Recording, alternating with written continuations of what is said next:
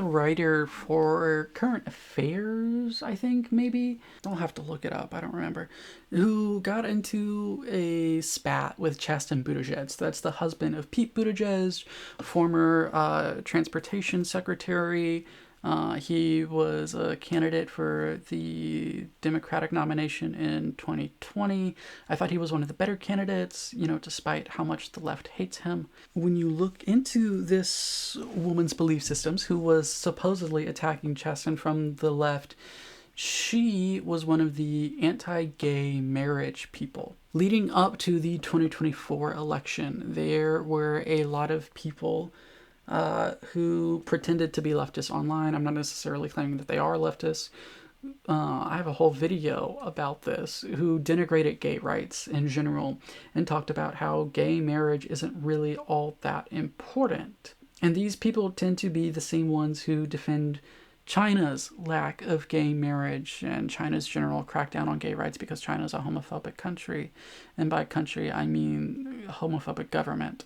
There's a lot of ideas that gay marriage just simply isn't important.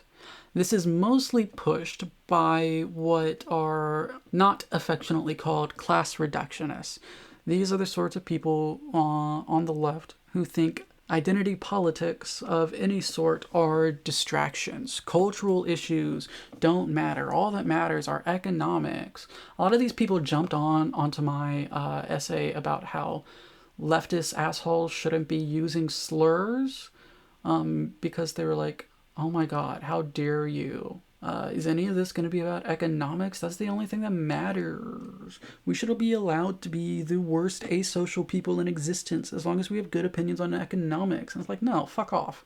But what is interesting to me here is that these people apparently never seem to consider the economics of gay marriage or, the economics of any of the cultural issues and social problems, social politics, because they don't actually care about economics. They care about being assholes, and they want to embrace bigotry and bigoted positions and pretend that none of these social things matter. And so therefore it's okay to be like, the Democrats should lose, even though they're obviously better than the Republicans, because the Democrats aren't where we are economically, even though they are better socially. The social things don't matter, the economics only matter. And so the social things can't be economically related, because otherwise we'd have to admit that the Democrats are also better on economics, and we don't want to do that. We just want to complain endlessly online and never get any power and never do anything. We just want to be assholes. But it's obviously connected to economics, right? Marriage holds economic benefits, at least in most countries. Marriage allows you to have joint bank accounts. It allows you visitation rights in hospitals. It allows you inheritance rights.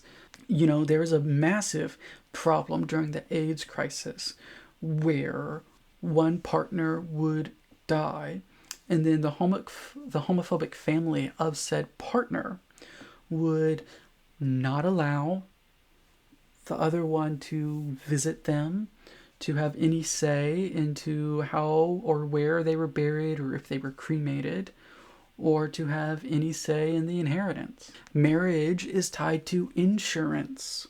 Marriage is tied to benefit packages. Marriage is tied to adoption in custody. It is inherently bound up in economics.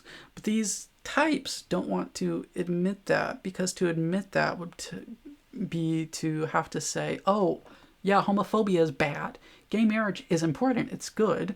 And countries that don't have it are not where they should be economically on the progressive scale, because they are limiting the prospects of a segment of their population, a minority segment, based on immutable characteristics.